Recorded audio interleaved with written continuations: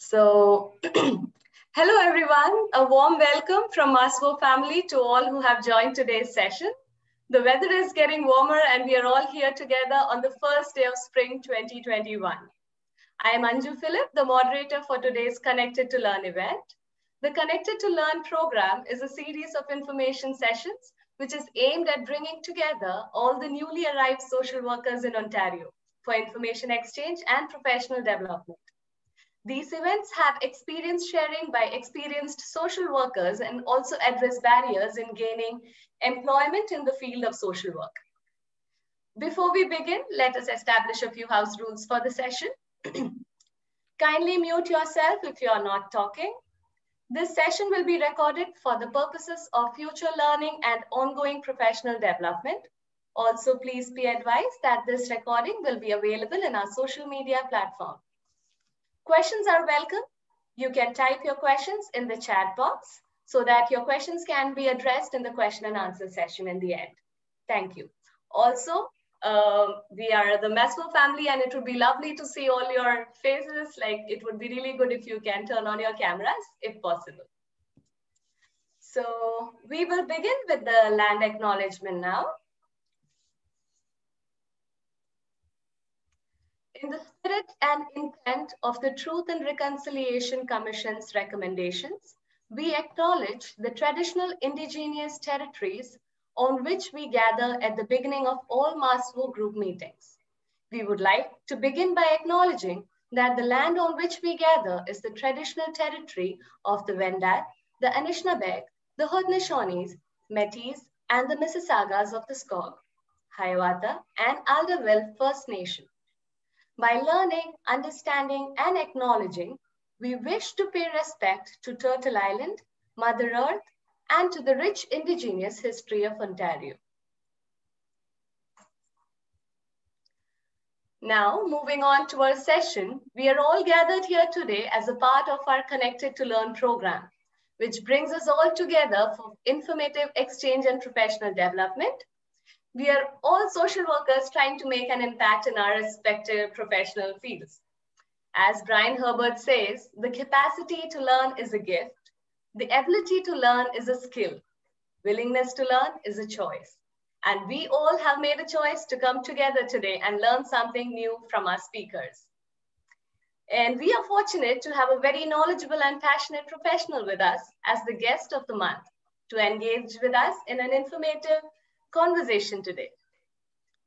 Bijumon Peter, a trained social worker from Rajagiri College of Social Sciences, Cochin, India, with a UGC lectureship in social work, is currently working as a clinical supervisor with Kinark Child and Family Services, which is the largest public funded children's mental health agency in Ontario.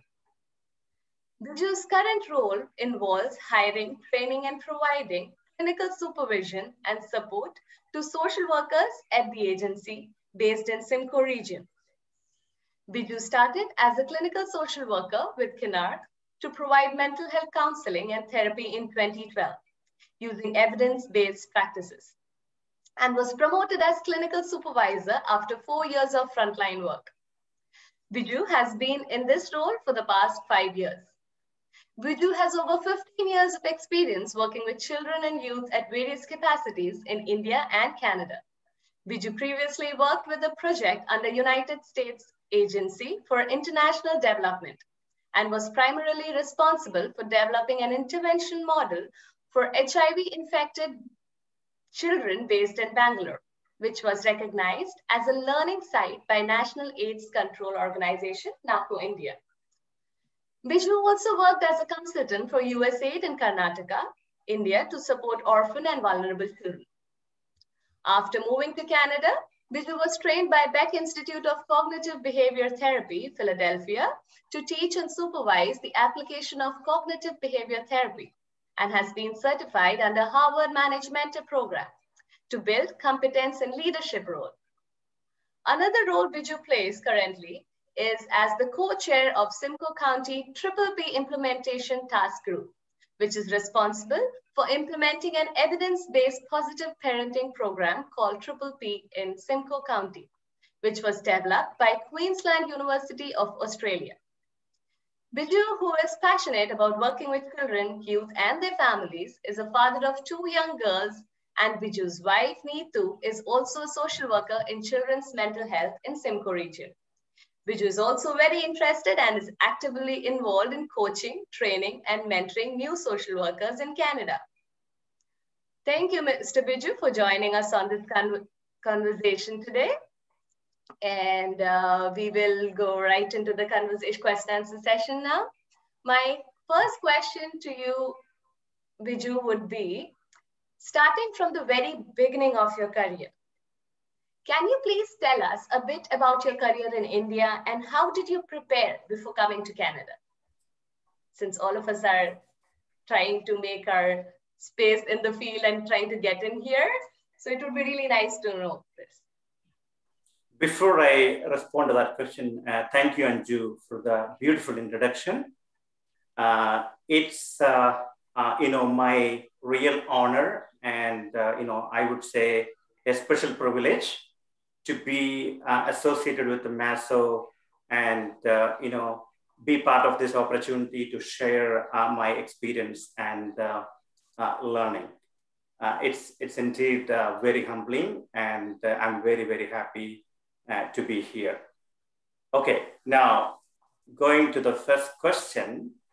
Looks like you want to hear about what I was doing in India before I came to Canada.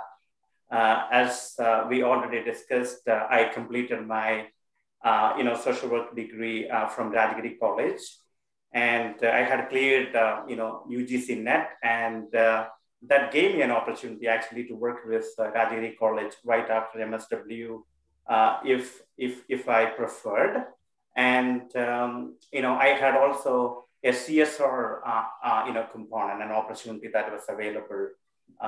But I must say, there was a burning desire deep within me to do some grassroots level, hardcore social work. I was really, passionate, and I was really drawn towards doing something directly with, children and youth. So I joined a project under USAID, as coordinator, which was based in Bangalore. And I was kind of all in all. You can imagine, the kind of responsibilities that we have, when we work in India. So I was primarily responsible for designing and developing an intervention model for HIV-infected orphan children. So this was primarily a residential model that we were trying to develop under USAID to rehabilitate children, and especially children who are not able to survive in their communities because of multiple challenges. It could be poverty, could be a stigma or discrimination, or whatever that was a challenge in their community. So we identified them and tried to develop them by placing them in our program. So we developed this program in 2 phases, the pre-adolescent phase, which primarily focused on value-based education or healthcare. And for the healthcare, we collaborated with St. John's Medical College. And we also provided counseling and psychosocial support in collaboration with NIMHANS. The adolescent phase, which is primarily focused on vocational training and skill development. And we wanted to really build their self-esteem and confidence. You can imagine the kind of complex trauma that they experience. And so we collaborated with the different corporate companies for skill training under their CSR component. A lot of collaboration and networking, and that created ample opportunities for children to grow and develop in the program. The primary goal was to create, confident, competent, and responsible adults who can, contribute back to the society or the community that has taken care of them. To highlight, 2 children from the program, presented their stories in a World Health Organization forum And, a couple of them participated in Children's Olympics representing India. So those were like great, achievements, for us, while supporting kids. And this was recognized as a learning site, as you heard in the introduction, by NACO, National AIDS Control Organization. So for other centers and professionals to visit and learn from, the center that we were developing. And additionally, I was also appointed as a consultant for Karnataka to support and develop orphan and vulnerable children under USAID. The primary job functions, included, visiting different centers, providing guidance and support, training staff, so that we could all collectively make a difference in the community while supporting these children. And I must say that helped me develop a real passion for working with children and youth. And I believe, they are the future. And I want to really, contribute and continue to develop them. And that's kind of what I'm doing currently. So when I left that program, we had already 101 children who were in our program. And I was very passionate. I was, full of energy. And this is a work that I, still close, and consider very dear to my heart. It's something that I still cherish, and those fond memories, still continue to warm my heart. I'm still involved with this program in different capacities. So that was kind of my experience, working with like different projects in India. Thank you, Biju, for that answer. You have a vast experience, and like the passion for your work shows on your face when you talk about your work, and especially when the results are so tangible, like some of the students represented in the Children's Olympics. It's really nice. So my next question to you is, after coming to Canada, what were your first steps into finding a job? How did you prepare? And did you have any help? Kindly share your experience with us. Well, I landed in Canada on October 27th, 2011.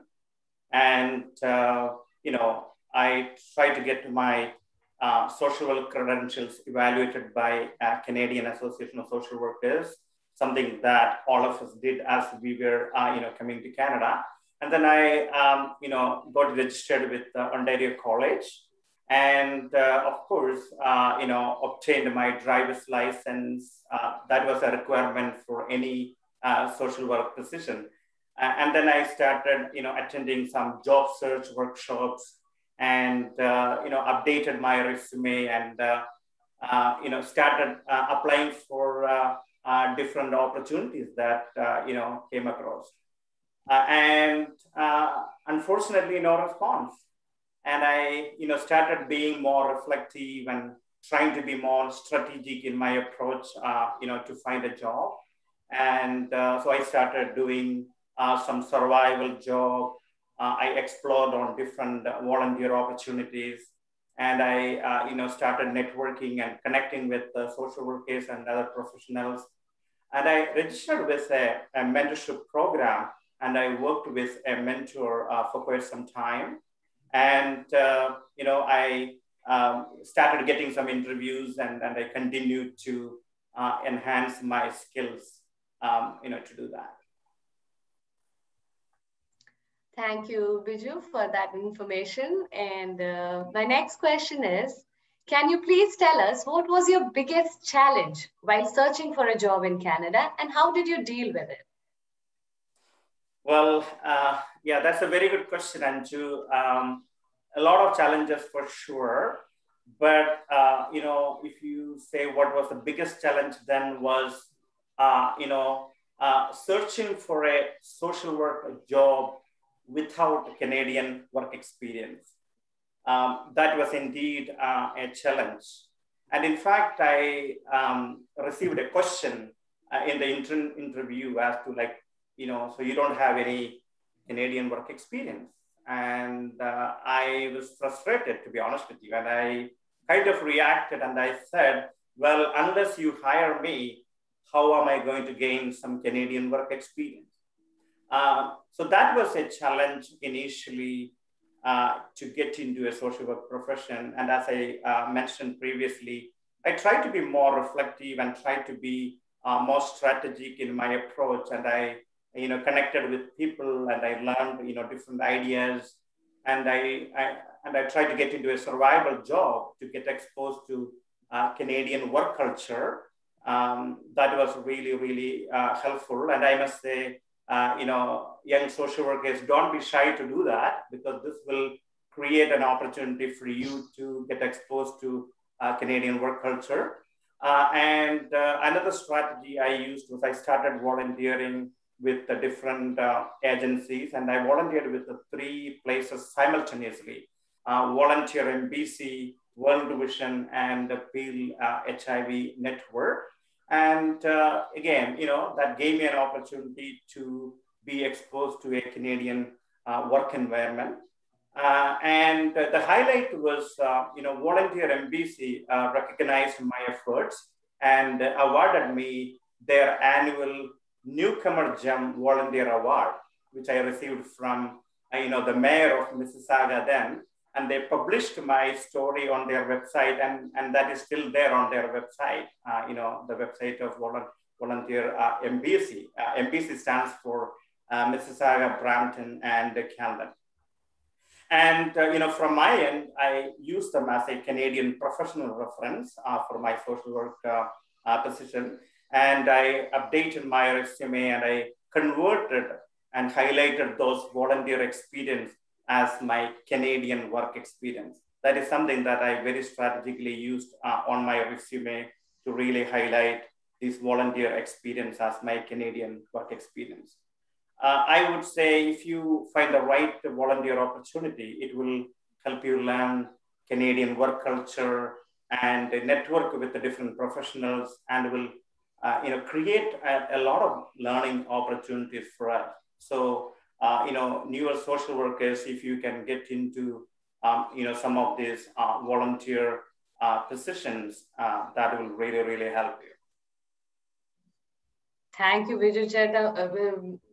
Thank you, Viju, for sharing that experience with us. It's like we have a star in the midst of us. It's like really nice knowing that you started like that, and there are many of us who are looking for a job or facing similar challenges, and it's nice to know somebody in your position has faced similar challenges and we have scope.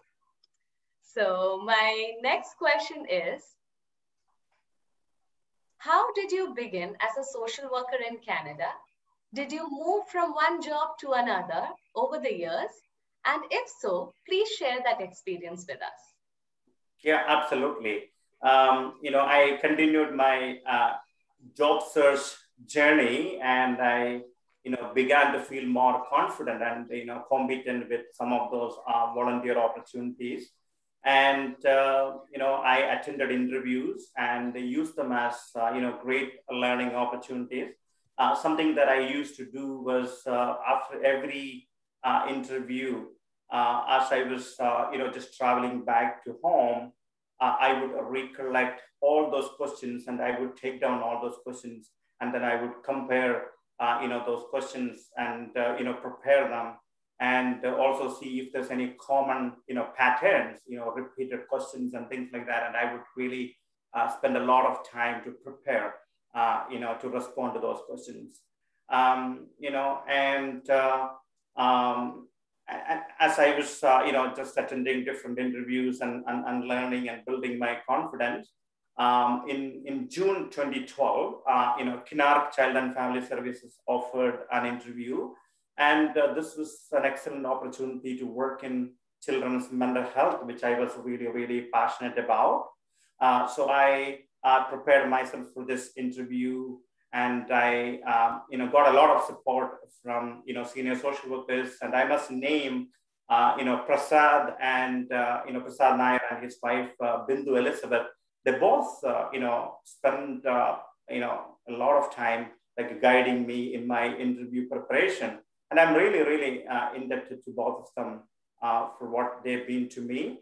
And, I went with a lot of confidence, attended the interview, and I cleared, 2 rounds of interview and was hired as a social worker, which was a clinical therapist position. Again, a permanent full-time position. And I was so fortunate and I was so proud of myself because I was able to get into a social work, profession and a social worker role within 8 months of landing in Canada. And that really boosted my, confidence to work in Canada. I didn't move from that job, but there was, a role change. I worked in that position for 4 years, and I felt, I could offer more, and I felt kind of underutilized, or wanted to broaden the impact that I can make. And I applied for supervisory position. So I was able to climb up the ladder, and I'm working with children and youth through my staff, through staff training and supporting them. Once you settle in a position, what's important is to really look for other opportunities and try to grow internally and externally. I am also working as a co-chair of Simcoe County Triple P Implementation Task Group, as you heard in the introduction, which is an evidence-based parenting program developed by Queensland University, Australia. And I'm primarily responsible for implementing Triple P program in Simcoe County, which is kind of beyond my agency role, and it's a role that I play in Simcoe community outside of my Kinark role. Thank you, Vijayjeta, for that sharing of experience. It is nice to know how you got your first job within the first 8 months. That's really something, and I'm glad to know that you were well connected at that time. And now for us newcomers, we have MASWO to connect, like give us that guidance. There is like a pool of people to guide us. So hopefully we get the same experience as you did. So my next question for you is, can you please tell us about how you transfer the skills and knowledge you earned through your education and work experience from India into the Canadian context? Yeah, absolutely. That's a smart question. The basic social work skills that you gain through your education, wherever you are, maybe the assessment skill or observation, listening or empathy or curiosity, or, the theories, the social work theories that you learn through your education. Maybe, to give you an example, family system theory, or different social work approaches, client-centered, strength-based, collaborative, or different principles of social work that you learn, confidentiality, acceptance, non-judgmental attitude. They're all same wherever you are. But in Canadian context, you are able to apply them in a much more structured, professional way, like in a clinical setting with appropriate, clearly defined policies and procedures and guidelines. And, there are, a lot of strong systems in place to support you and apply those skills. For example, maintaining, privacy, confidentiality, using client consents and things like that. So you are able to polish those skills, that you learned through your education, through different roles that you get into. For example, you learn to ask, the right, question as part of your assessment, or your communication skill. You learn to use appropriate local expressions while you are connecting with local people. So that way you are enhancing your knowledge and skill by learning maybe more evidence-based practices in Canada. So there's a scope for systematic learning and application. But I must say, fundamentally, you are working with human beings, wherever you are. So your passion and your drive is same. And I'm still very passionate about working with the children and youth, which I started in India. So some of the skills or the knowledge and experience that I gained in India, I was able to transfer, I was able to polish and continue to use them in Canada. Okay, thank you for that answer. Biju, it is like most of us will relate to it, saying how we can transfer our skills in the Canadian context, and it gives us like a motivation or more confidence in applying for jobs. Thanks for that. And my next question for you is, what are the major changes you have observed in the social work profession in Canada when comparing it with previous experiences? Kindly share your experience with us. Yeah, as I already mentioned, in Canada, I see this as being very clinically focused. So that difference is there, and it is highly structured with clear policies and procedures. We use a lot of evidence-based practices in our work, be it CBT, cognitive behavioral therapy, or DBT, or solution-focused or trauma-focused CBT, or whatever that is available as evidence-based, and we systematically try to use with our clients. So we get a lot of opportunity to learn those evidence-based practices. And there's a lot of focus on family work and parenting support. Like, for example, you don't treat a child in isolation. So you work with the parents, you work with the family system to modify the environment in which the child lives.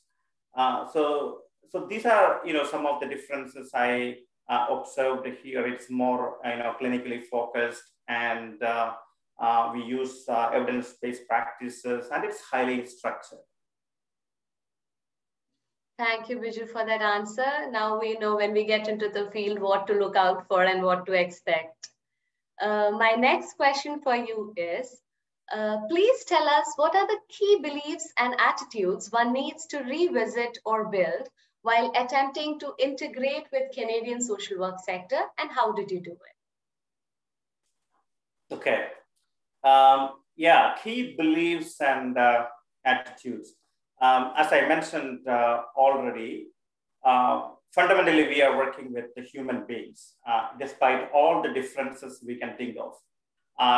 People from diverse background and, multi-cultural or different sexual orientation, different family dynamics, gender, color, and whatnot. So we see a lot of differences as we work with clients. But what's important is to treat them all as individuals and accept them as your clients. These are basic principles of social work, acceptance, individualization, or non-judgmental attitude. And how did I learn, or how did I attain all of that?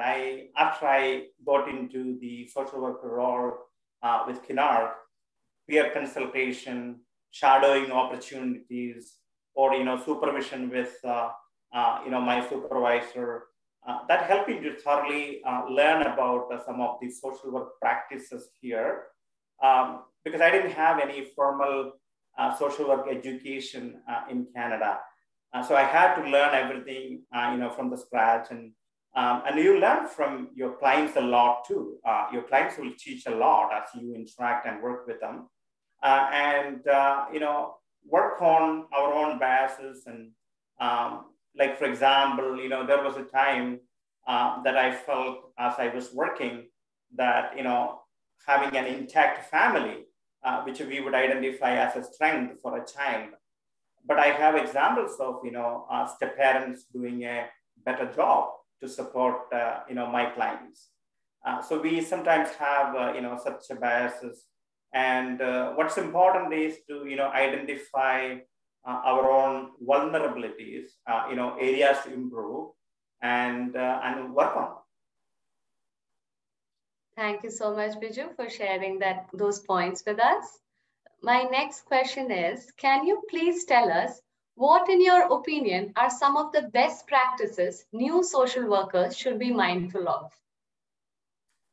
Okay, best practices, for sure, several of them to be learning and be mindful of. We have a policy-driven work environment here, guided by clearly defined policies, procedures, and standards, maybe from the agency, from the respective ministry, like, for example, Ministry of Health, or, any accreditation agency that the agency is, hooked up with.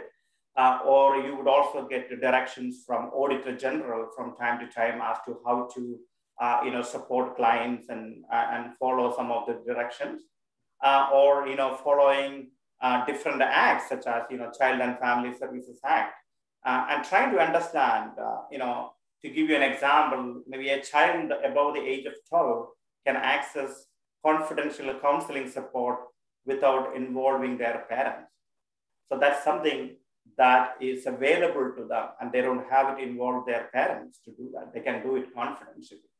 So, it's a policy-driven, work environment, and there's expectation for all staff to review and sign off all those policies, annually, to be sure that we are, following those policies. And, a lot of measures to ensure client safety. Like, for example, reporting to a Children's Aid Society if there is a child protection concern, or, reporting to ministry if there is a serious occurrence. I send serious occurrence reports to ministry in my current role from time to time, or even workers being asked to, update and be current with all the health and safety trainings to, ensure client safety. Also being mindful of, the liability issues, protecting your own professional social worker status with the college, and being aware of client rights, because clients can directly contact our social work college, if they have any concerns. And there's a huge emphasis on privacy and confidentiality, and, exception to confidentiality, of course, you're aware of.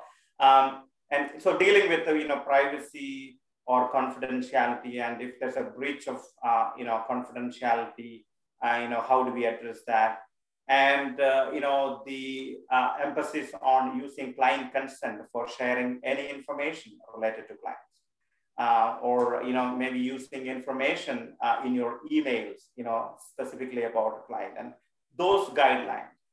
And another observation I made about, the best practice here in Canada is, the clinical documentation is huge.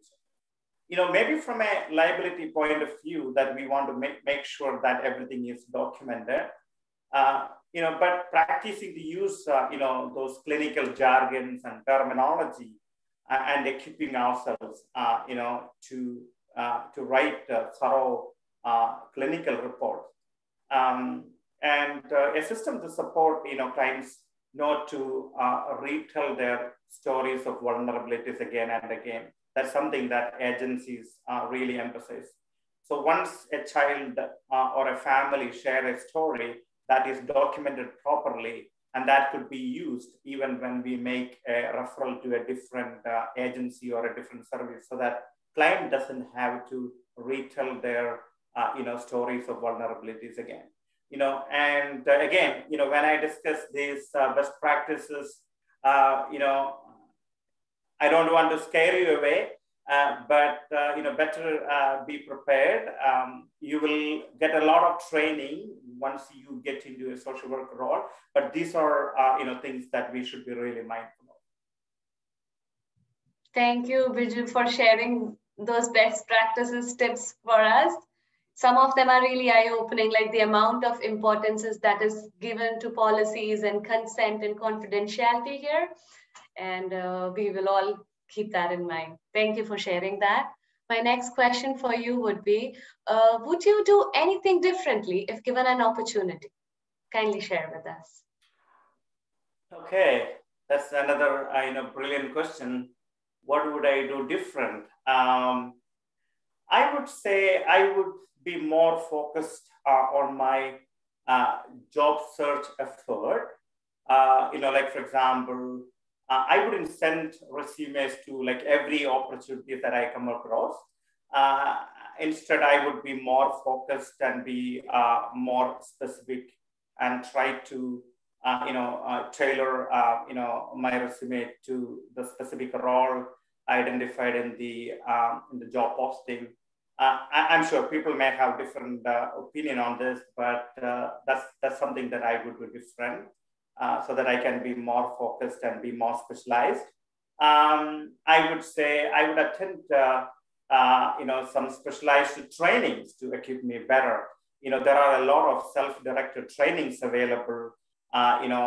Maybe it's about learning, on different evidence-based practices, CBT or DBT or, trauma-focused CBT, or do some certificate courses as, value addition so that you can equip yourself and be more employable.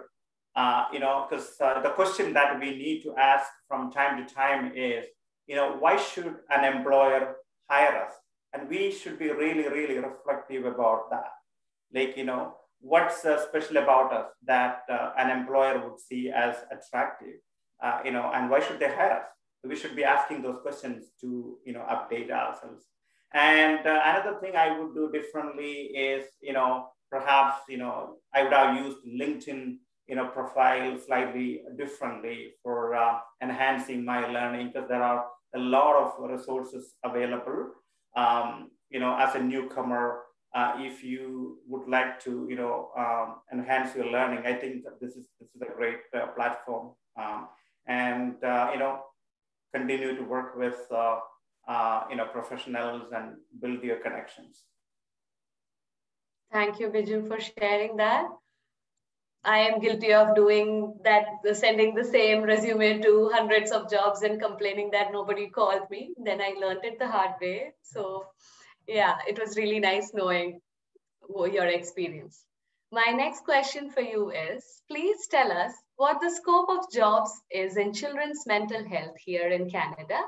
Did you have to get any specific certification done to get in the field? Okay, children's mental health is a broad area to get into for social workers. There are a lot of opportunities. You could be a case manager, you could be a clinical therapist, school-based mental health workers opportunities are there, or you could also work as a school counselor or a family worker. There are a lot of opportunities in autism services. You could be a crisis worker or an addiction counselor or a trauma support worker. And, support is delivered in group format. So you could be also a group worker, like, for delivering different treatment modalities, like, coping cat for anxiety or, SNAP or Triple P parenting programs and all.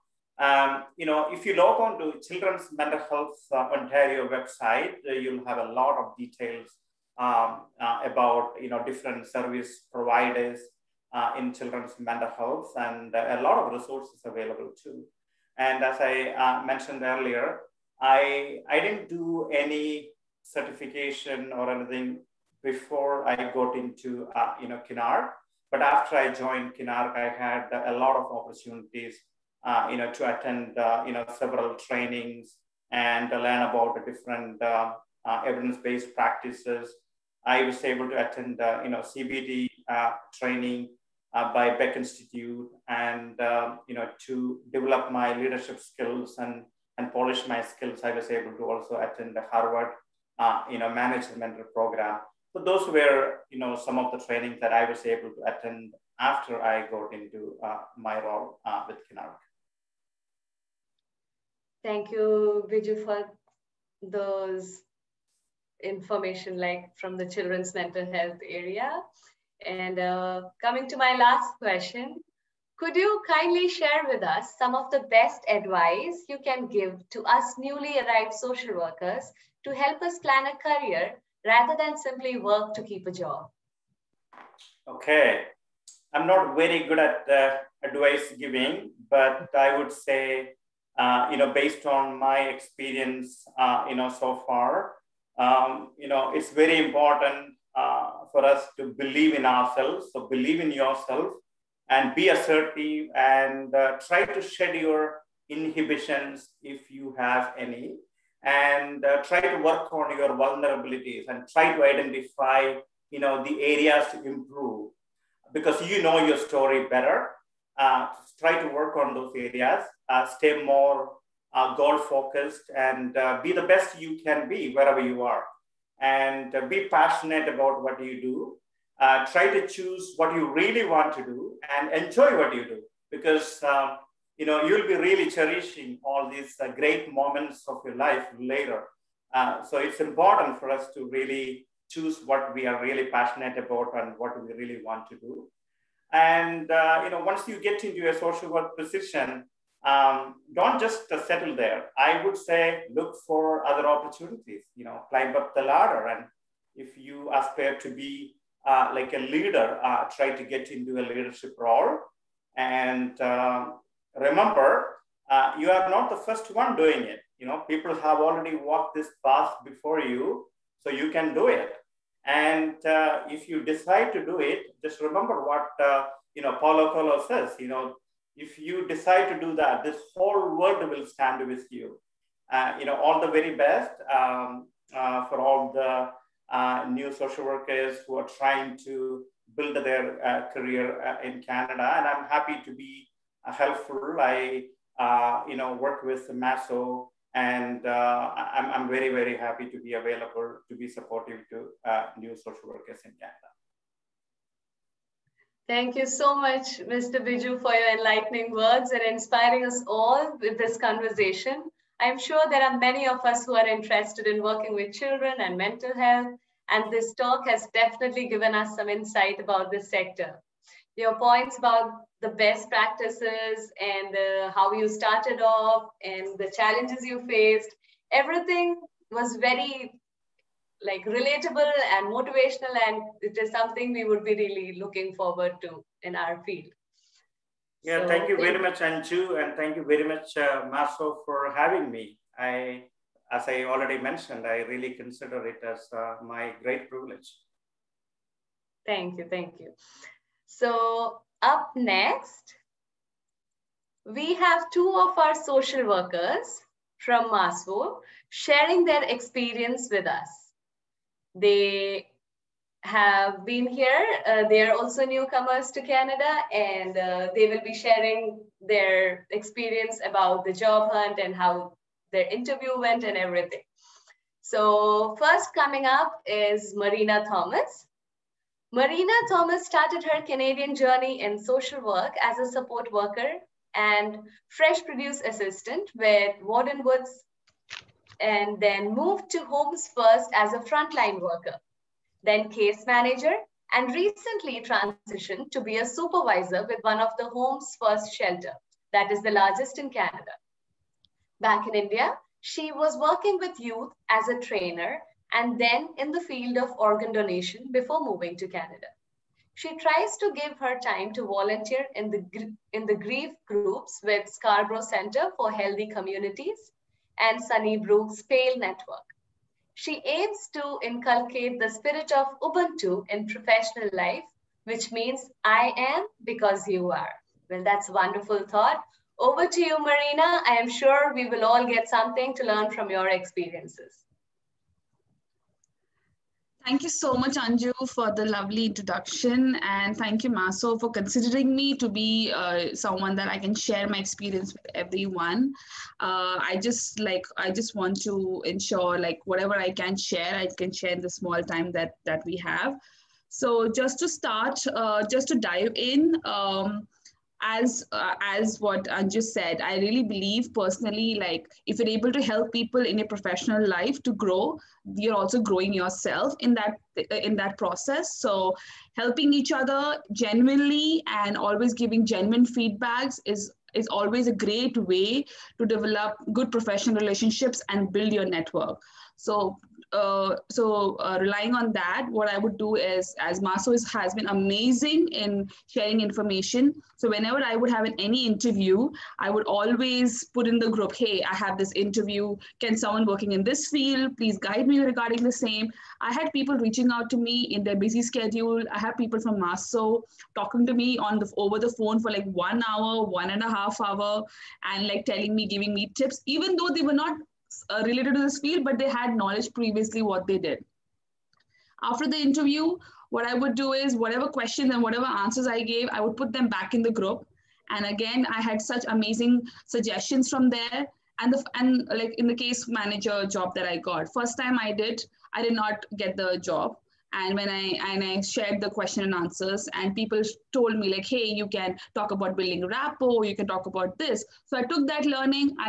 There was a position open for case manager. I applied, and by God's grace, I got it the second time. And this time again, whatever answers I gave, I shared it with the group. And a lot of people were able to a lot of people appreciated it, because we have so much ideas in our head. We have so much of knowledge in our head. But how to say that in words in the shortest time that's available during interview is the major challenge. And how do we present ourselves during the interview with our words, and our confidence is what really helps us to get the job that we're really looking for. Having said that, now what I would suggest, it's my personal suggestion, that we should always think where our interest lies. So I was working with youth back in India, but I understood in Canada it's a different ball game altogether. You need different kind of skills, you need different kind of training, and also the clientele is different and the expectation is different. So an organization is not something I can easily work in Canada. So I had to I'm still learning. I'm trying to still figure out like my areas of interest. My 5-year goal, like just sharing with you, is to understand how to get into social work in hospitals, how to see how the city of Toronto works, and how sick kids work. So these 3 are the areas which I would wanna explore in the next 3 years.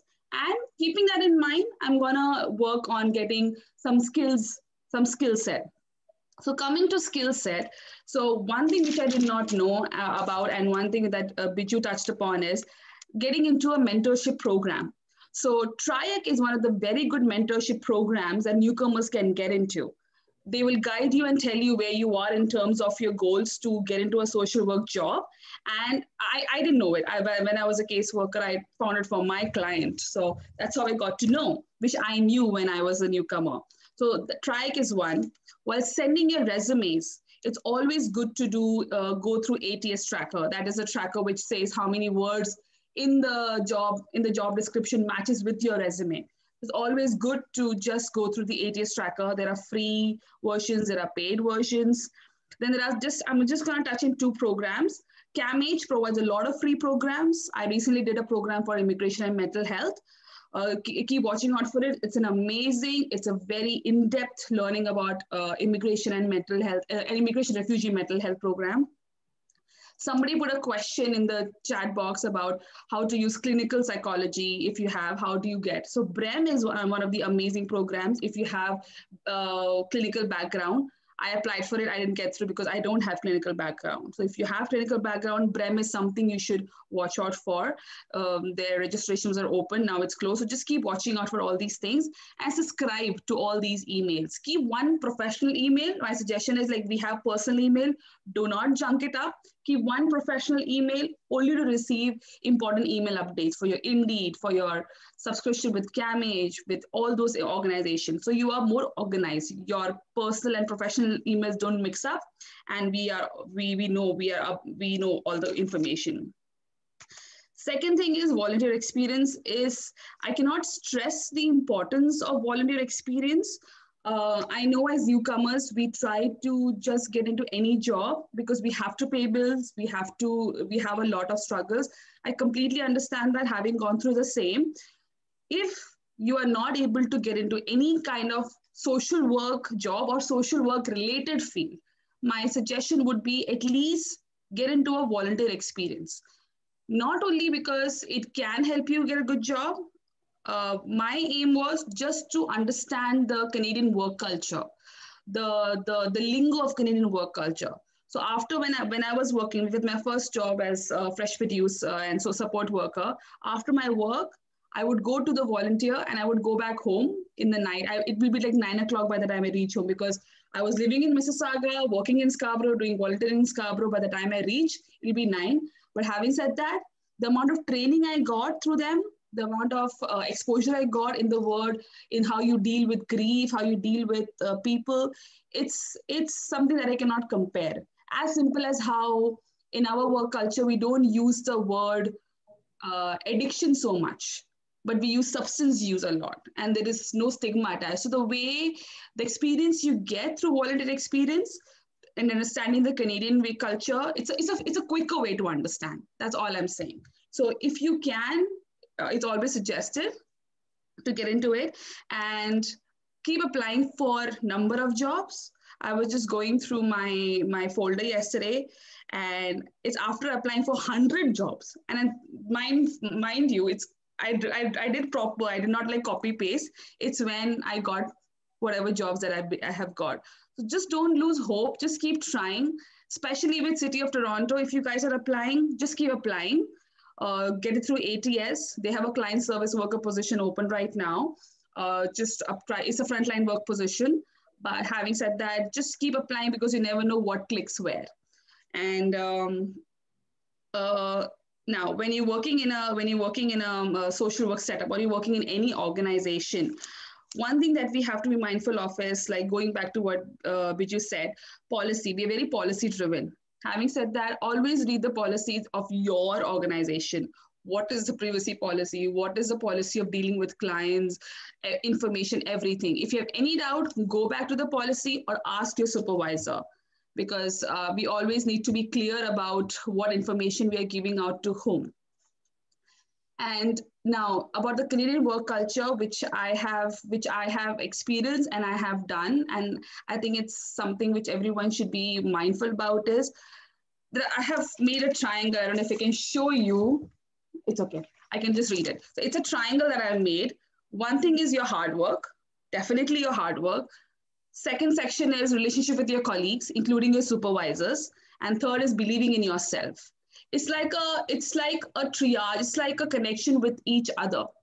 So as a newcomer, yes, we are not confident. We have some confidence issues. Oh my God, maybe my experience is not welcomed. I have to start from scratch. Yes, you have to start from scratch. But please remember, you are coming with a wealth of knowledge, which can be used in present settings.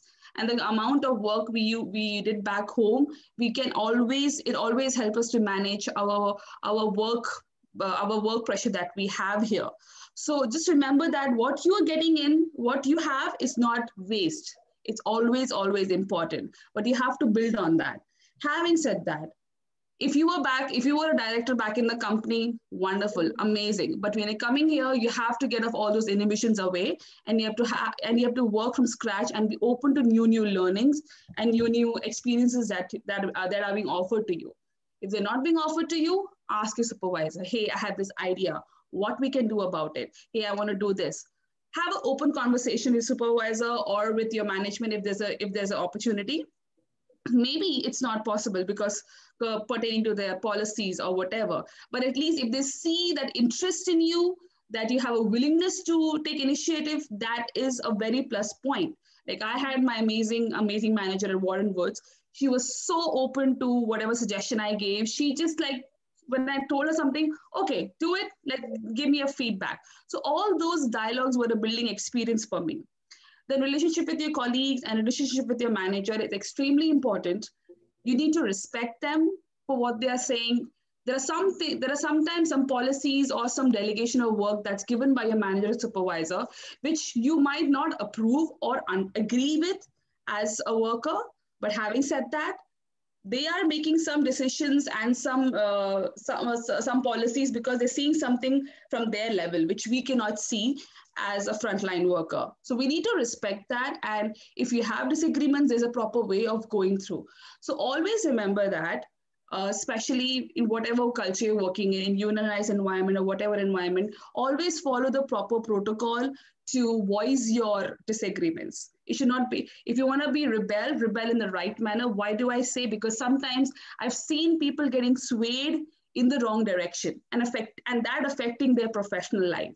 So that's something that you need to watch out. That's where reading the policies come in.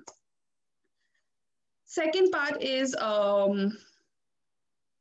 yes, rewarding yourself. That's extremely important. As newcomers, sometimes we are struggling so hard. We're doing so much hard work.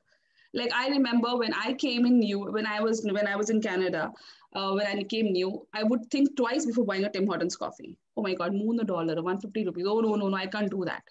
But once I got the job and after I come from a hard day work, sometimes that one coffee was a reward to myself. Like you did your work today, you did your volunteering today, you deserve it. So always remember to acknowledge yourself. Always remember to reward yourself. And if possible, and always try to see which direction you really want to go in terms of work. If you're not happy, always try to understand it. Yes, we definitely get into work because we don't like because we have to earn money and we have to pay bills. But always keep exploring different avenues. Which direction would you like to go?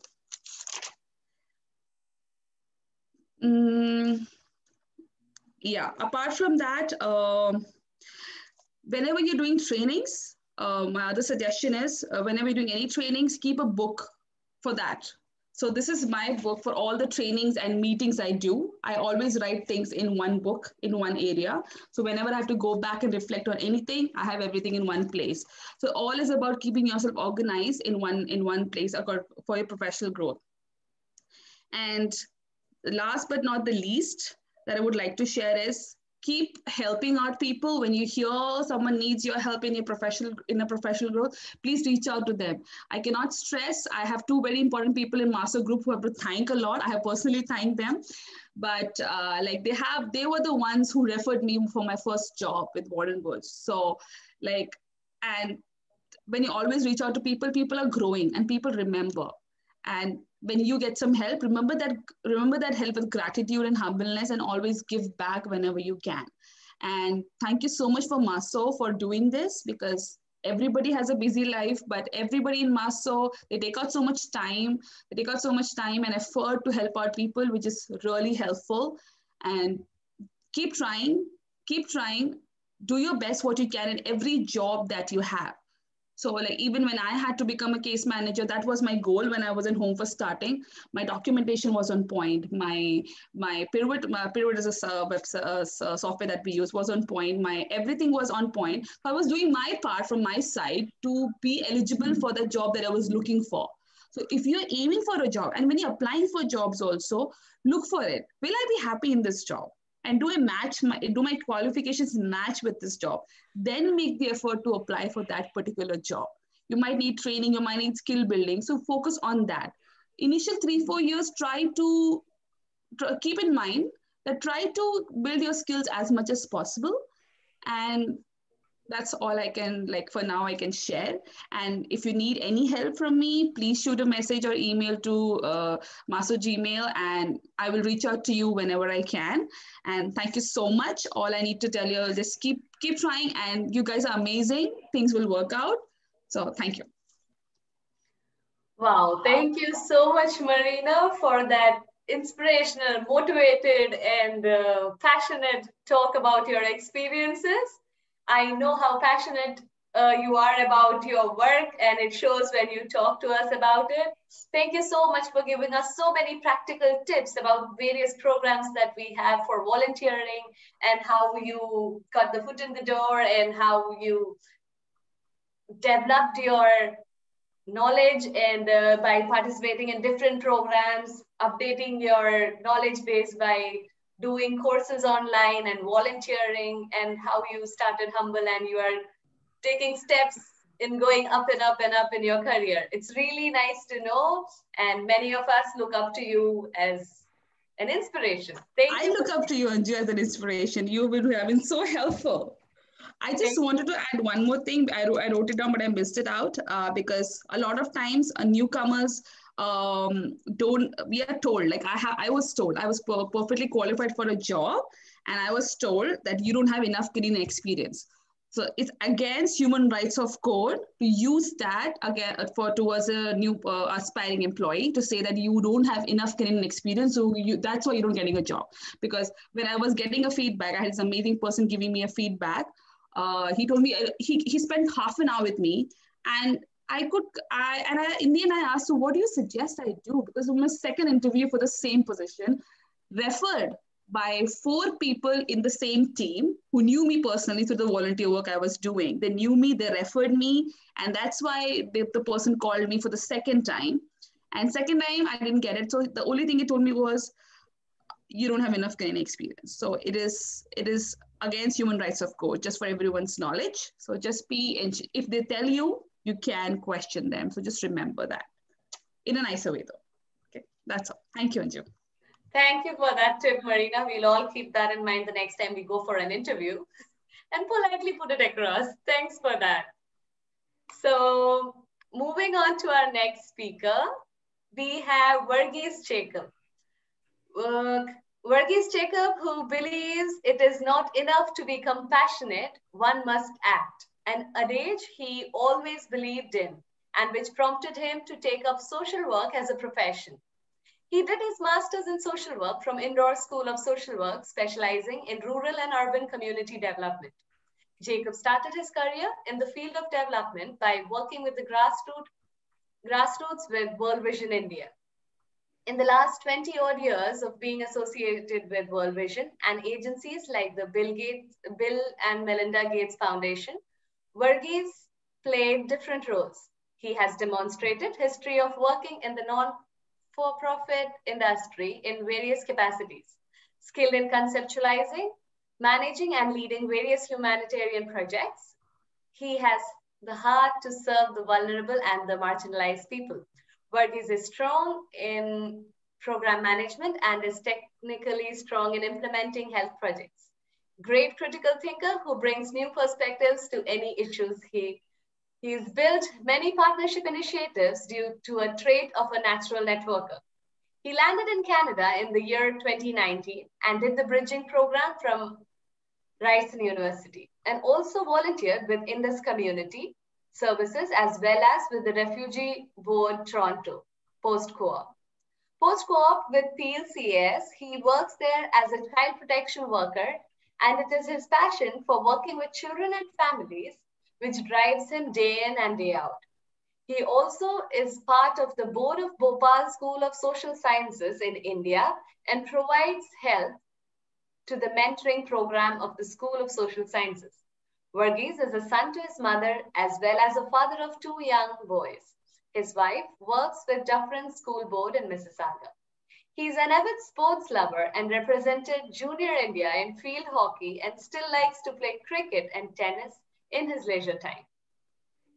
So, Jacob, we are very excited to hear from you. I'm sure you have really good experiences to share with us, which all of us can make use of. So over to you, Jacob. Thank you, Anju. Thank you. And thank you for this platform, especially to MASWO for giving me this opportunity.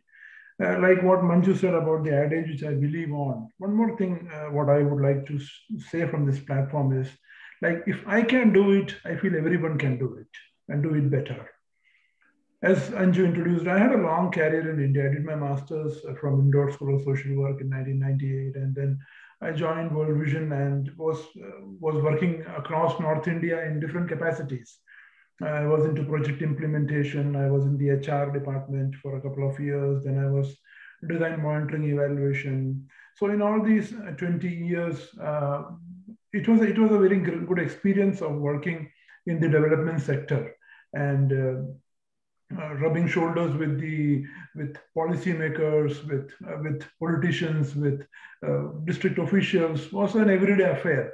And it also gave me a lot of confidence, at the same time, a very good platform to practice my development knowledge and skills. And coming to before coming to Canada in 2019 June, I was leading a team of approximately 250 people, directly, indirectly, in my last role. So it was a heavy decision for me to take and move on to Canada by at the same time playing such an influential role back home. And the choice which I took, I knew the pitfalls in that. I knew that what challenges I would be facing. And on June when I landed, but by fortunately God's grace, I had few friends who were already in Canada, and they were a great pillar of support. Before coming to Canada itself, I had started my RSW process, and through the West, I was doing things. And at the same time, a few of my friends, I remember Abhilesh, he was my friend, and he introduced me to the bridging program at Ryerson. And I was able to the moment on June 14th, I landed June 19th, if I'm correct, our course started over there. So immediately I was like, I didn't want to waste any time. I just got into a course. I knew that the course could get me an exposure to the system in Canada, especially understanding social work. Why I say that? The reason is that because in India, like my full exposure was on a community development approach. But children were the focus, but it was more of a community development. And I had my alma mater, World Vision, also in Canada. And my national director in India had given a very good testimony about me to the national director in Canada of World Vision. And I went and met them also. But the challenge which I faced was because community development doesn't have any scope in Canada. We all know that. And it was more about advocacy and fundraising. And fundraising was never my forte.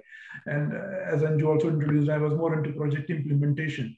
So I could analyze and I could realize the truth that my past experience as a program implementer may not have much value over here. And the limited choices of development agencies, I could understand that from the beginning itself.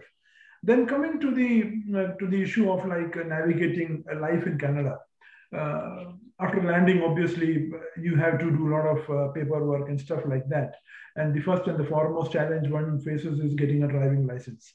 For 20 odd years, I may be driving all sorts of vehicles in India, including, I remember during the relief time in Jaisalmer, I also had to drive a truck.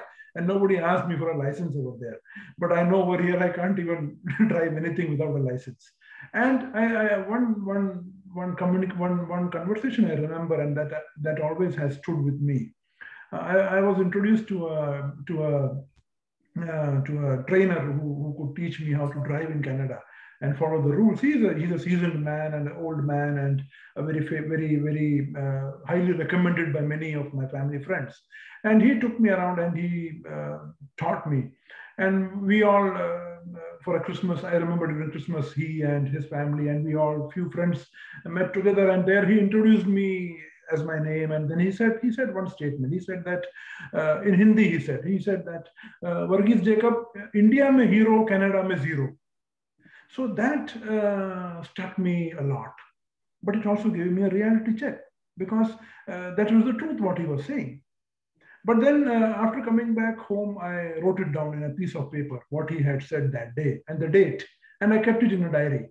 And from that zero, I just cut that Z and again made it H, because the skills what I had in India cannot be washed away in Canada. Okay, it's only an address change for us. Maybe in India I was staying in Bhopal or Delhi.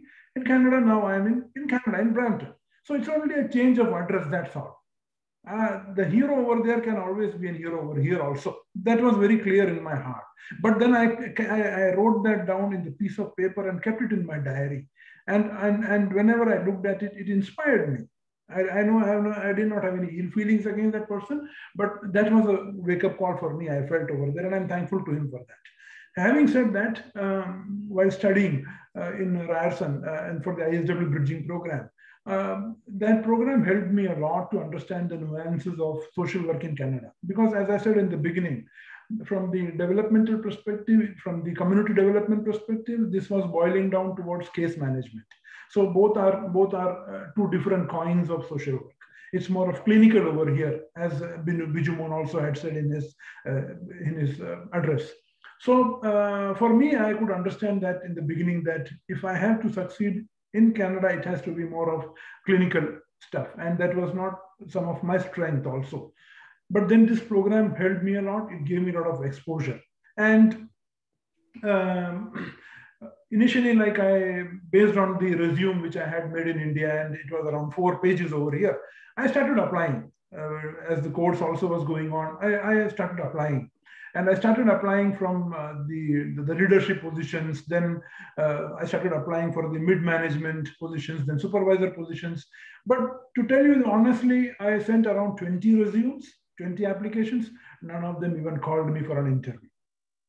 That's the reality. And that reality sunk in. That is where a few friends whom I would like to name them today, in spite of them warning me not to name them, but I will take that privilege, because if I don't name them, that will be injustice.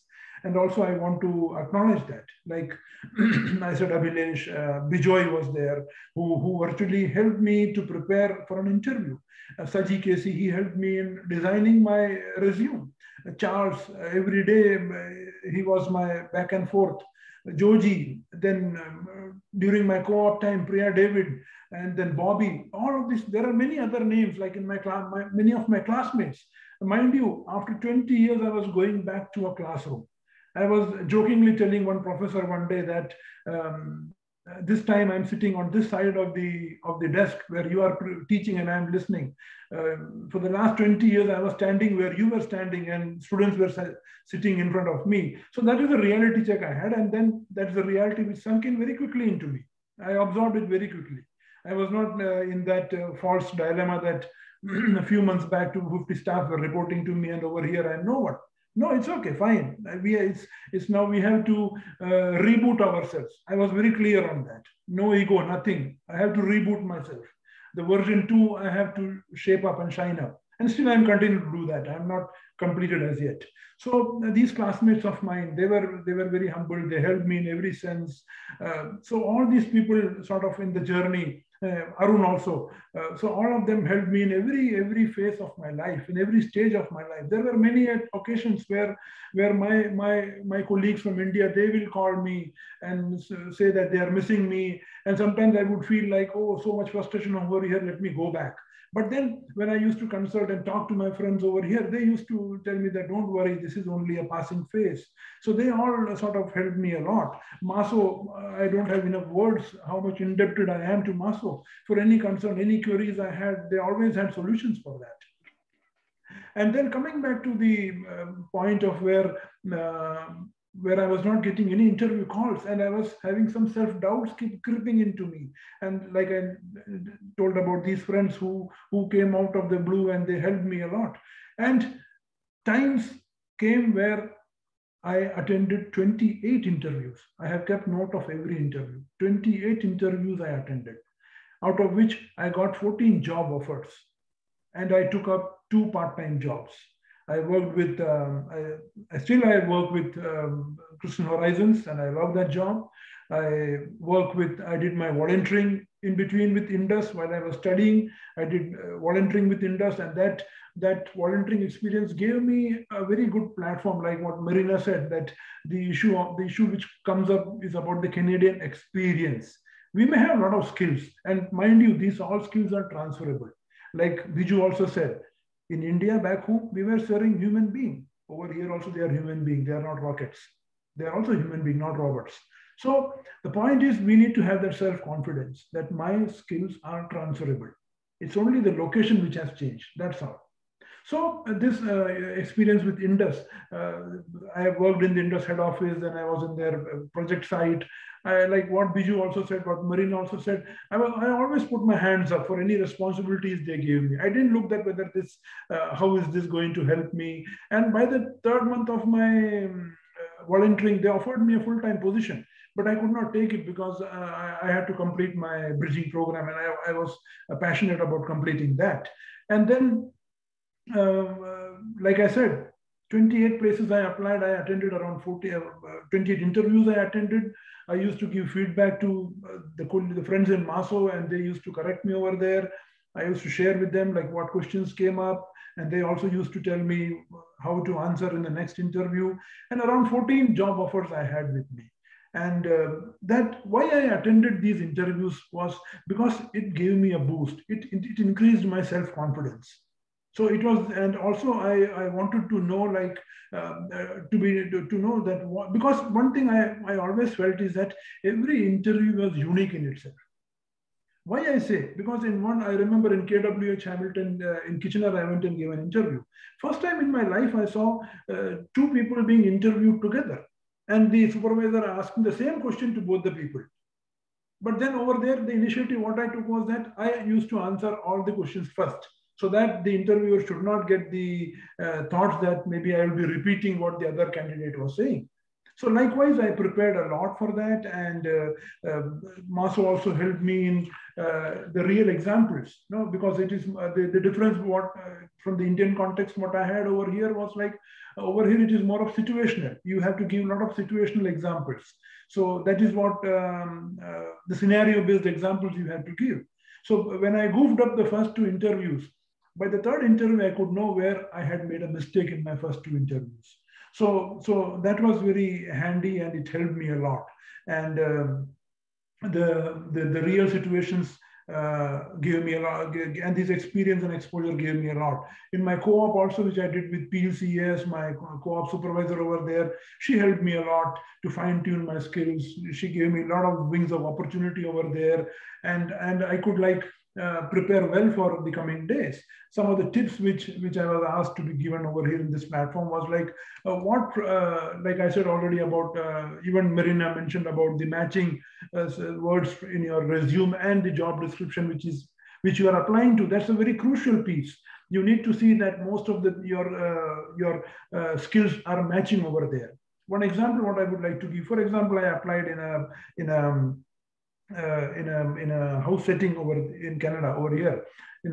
But then I didn't have much of an experience in that sector. But I remembered that when during tsunami relief and in Rajasthan relief, I worked in the housing sector. So it's about relief, rehabilitation, and so I could extract some words which I did over there and mentioned in this role over here. And I was selected for that. So what I mean to say is that when we say about the transferable skills, you need to have that confidence that you have that skills. Don't worry about that. Just try to figure out what words were used back home and what are the jargons used in the Canadian context. Just make that vocabulary list and use that. Speak to yourself and share that in the interview. One of the other things which I used to do always was, it's a very small thing, which most of you may be knowing it, but sometimes we tend to forget that. We should do a thorough homework of the agency where we are going to where we have been invited for the interview. We need to very clearly study, if possible, study the annual report, glance through the annual report, or otherwise the CEO's forward note. Look into that CEO's forward note and see what are the words which are highlighted over there, which have been repeated maybe a couple of times. If you have more time to look into that report, go into the statistics, maybe the budget, maybe the catchment area they are working in, maybe the client base they are working in. And whenever you get a chance in the interview, mention about that and link it with your passion. Connect it with your passion. At the same time, when in every interview they ask you a question in the end, do you want to ask anything? Maybe from this annual report, for example, I used to ask that I see that your budget is coming down from last 2 years. So what is the reason for that? So what happens, they understand, because many of the answers even they may not be knowing. No, it's also to stump them also. I would ask these questions. So that it brings a lot of respect for the candidate, that, oh, the candidate has done a thorough homework. So, and today, if I look into my dashboard, I have around 28 resumes for 28 different roles where I applied. So what I mean to say is that, like, for every role, you have to rework on your resume. Don't go with that standard 1, 2, or 3 resume. I know it was very painful for me for my 4 pages of resume, which I brought from India, to cut it down to 2 pages. And my friends, whom I take a name, they very methodically asked me to remove this. And I was wondering, yeah, I did so much work and this fellow is asking me to remove this. What is that? But then it made sense. because nobody over here has the time to go through your 4 pages. And many times it is a repetition also. So it's better to make it crisp, and it also reminds them also, because they also keep a resume copy in front of them when they're interviewing us. So these are some of the things what I would like to say. And I would again emphasize on the transferable skills for me from my context and from a social worker context of you all who have studied in India. No, the interview skills. We may have interviewed numerous people, maybe for relief, maybe for any survey. These are all skills which are applicable in the Canadian context also. The assessment skills, the documentation skills which we have gained in India, maybe writing a research report, maybe writing a one-pager, maybe submitting a proposal. So these are all documentation skills which are always useful and handy over here. Here also they use English only, so nothing to worry about that. The easiest skill is active listening. That each one of us possesses. Nobody needs to teach us. Even if we don't understand what the other person is saying, we can always show a level of interest. Okay. That is active listening only. So this skill each one of us has. Just market it. Time management, like I find it like in my CA's job. Time management is a very crucial piece. You have to submit the contact log within 24 hours. After visiting the family, you have to come and document it. And like what Bijumon also said, what Mareena also said, I will again re-emphasize. In this part of the world, the difference is that you are accountable for everything. I don't mean to say that we were not accountable for what we were writing over in India, but over here, the scope of you getting sued for that. No, so that is one of the major challenges.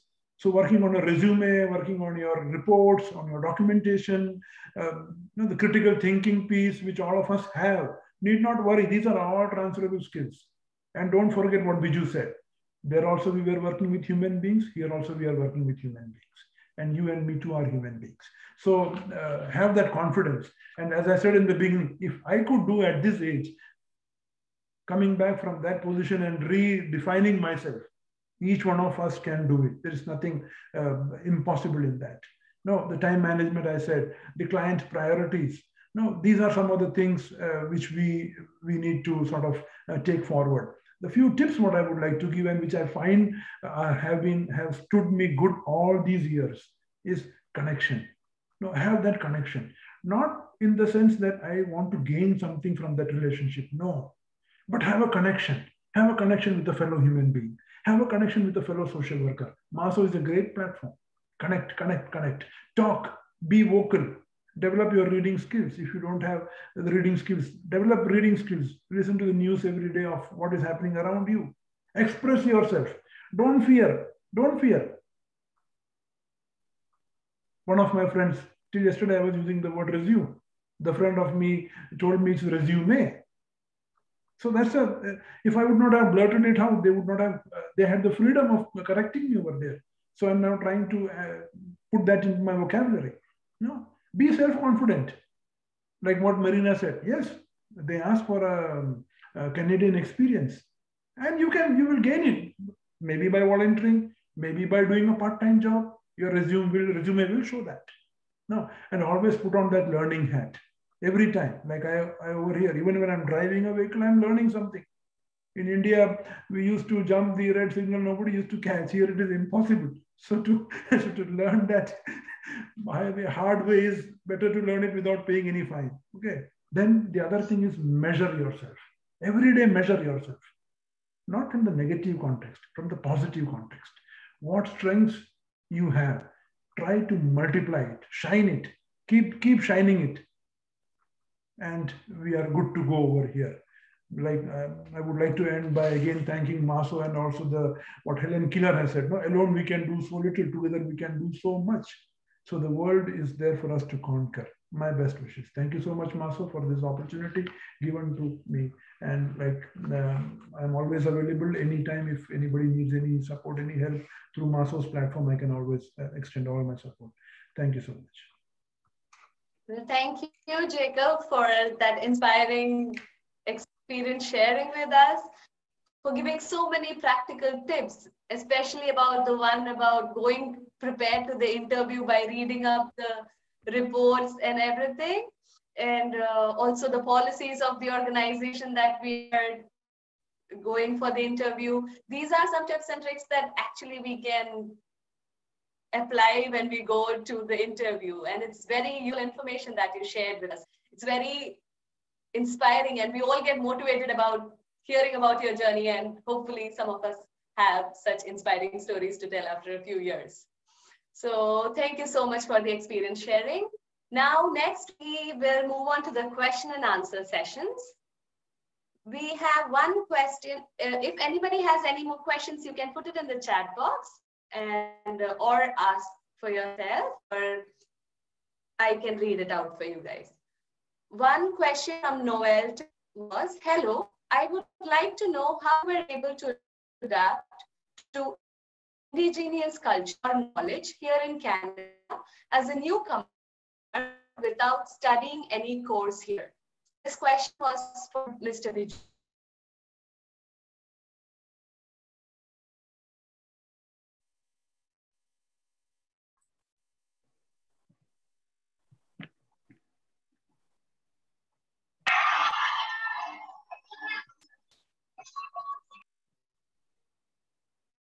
Hello?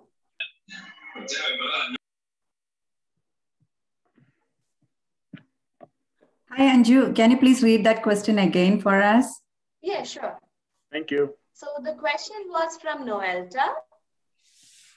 And hello, I would like to know how you were able to adapt to indigenous culture or knowledge here in Canada as a newcomer without studying any course here.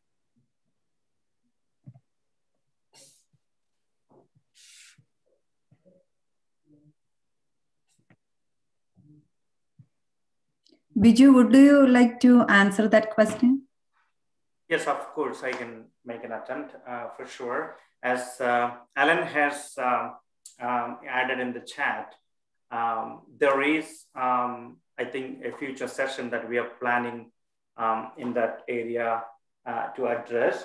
But most of the agencies in Canada, or I would say all of them, are committed to support diversity, equity, and inclusiveness, and be it in our assessment, be it in our documentation, or even as an accreditation standard.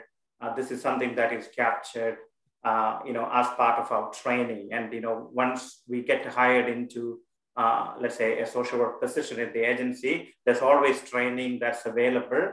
And I believe if we continue to use some of the strategies that we had discussed, by way of volunteering or networking and connecting with experts in the field, we may be able to really enhance our knowledge specific to how to work with indigenous people. I don't know if anybody else would be able to give a specific reference to like a resource that is available for this particular participant. Otherwise, I would say these are like different opportunities that are available once you get hired into a position. And again, as Helen mentioned, stay tuned to the session. I hope we may be able to bring an expert who would be able to provide a lot of details of how to work with indigenous people specifically.